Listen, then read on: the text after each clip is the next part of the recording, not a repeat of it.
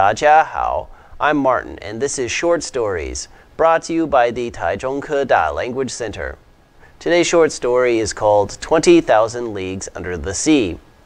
It was originally written by Jules Verne, and today we are going to hear a shorter version of his story.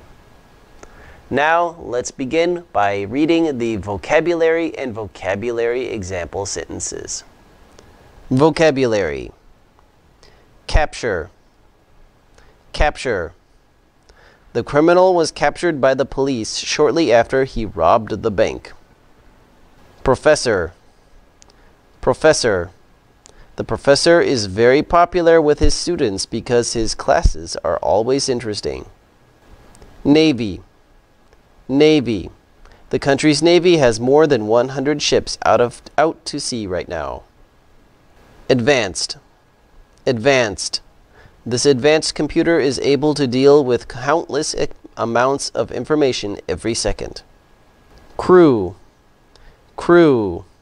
The crew aboard the plane will be responsible for making sure all the passengers are comfortable.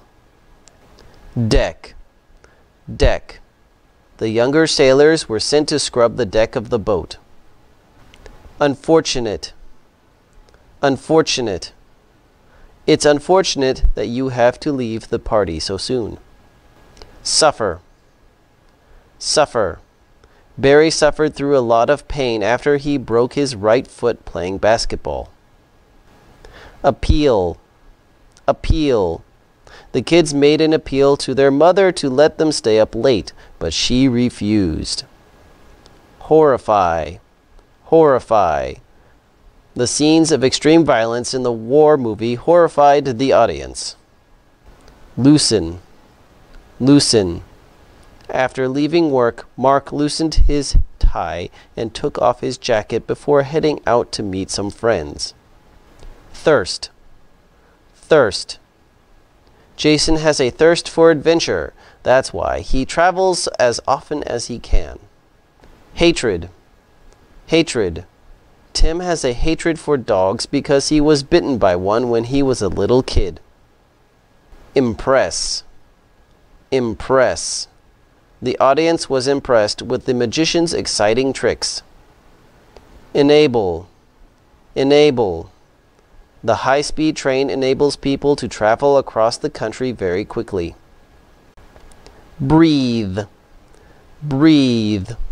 Roger couldn't breathe properly because his nose was so stuffed up. Pill. Pill. The doctor told Michael to take a cold pill 3 times a day with meals. The vocabulary is over, so we will start the story. It's 1866, and there is a mysterious sea monster causing trouble and sinking ships around Europe and the US. Witnesses say it looks like a giant whale with a horn. Finally, the US government decides to build a team to hunt, capture, and identify the creature. Professor and scientist Pierre Aronnax, his assistant Conseil, and Canadian master whaler Ned Land are part of the mission. The group sets out from New York on the U.S. Navy ship Abraham Lincoln. They sail south around Cape Horn and into the Pacific Ocean, where they finally come into contact with the beast. The Lincoln attacks the monster, which strikes back and damages the ship. Aronnax, Conseil, and Land are thrown from the ship onto the creature. To their surprise, when they touch the back of the beast, it is hard as steel. In fact, the beast is really an advanced submarine.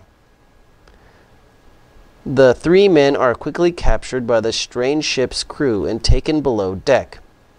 They are placed in a dark holding cell, fearing what might happen to them. Shortly after, Aronnax, Conseil, and Land meet the captain of the submarine, Nemo. He explains that the ship is called the Nautilus, and that it was built in secret. Nemo uses the ship to roam the seas free of government. Aronnax can sense that Nemo is driven by a thirst for knowledge and hatred for civilization. Nemo then tells the men that they can stay on the Nautilus. However, they can never leave and must return to their cell when asked. After spending some time on the ship, Aronnax and Conseil begin to get along with Nemo. Aronnax is especially impressed with the large library on board. However, Land still wishes to escape. Over time, the Nautilus has many adventures. They put on the first diving suits of all time to hunt in underwater forests. The advanced suits enable people to breathe and move easily underwater. So far, Aronnax and his friends have traveled with the Nautilus for thousands of leagues. One day, though, Nemo rushes the three men back to their cell and gives them sleeping pills. Aronnax, Conseil, and Land wake up the next morning confused. Captain Nemo asks Aronnax to look at a crew member who was hurt in a mysterious accident. The man later dies, and they bury him at an underwater cemetery where many other Nautilus sailors have been laid to rest. The Nautilus then experiences other unfortunate and almost deadly events. They get stuck in ice and are even attacked by a group of giant squid. Throughout all of this, Nemo becomes increasingly strange, and he begins to avoid Aronnax. Finally, the Nautilus is attacked by a ship from a nation that made Nemo suffer. Nemo responds in kind and sinks the ship, ignoring Aronnax's appeals for mercy. Aronnax, Conseil, and Land are all horrified by this action and plan to escape as soon as possible.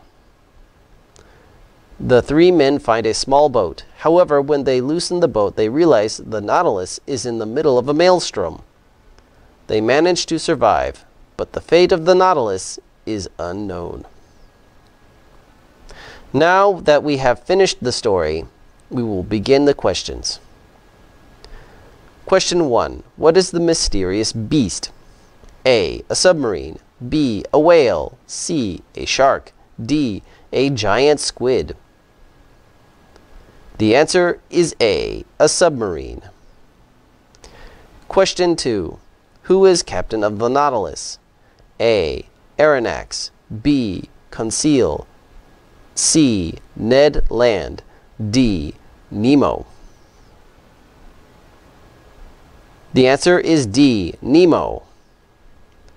Question 3. What does Nemo do to the three men he captured? A. He lets them go. B. He keeps them as prisoners. C. He tortures them. D. He eats them. The answer is B. He keeps them as prisoners. They are allowed to roam about the ship, but they cannot leave the ship, and if they are asked to return to their cells, they must do so. So they are basically prisoners. Question 4. Why does Nemo choose to live in a submarine?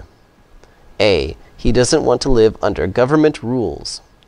B. He can't survive on dry land. C. He wants to kill the Kraken.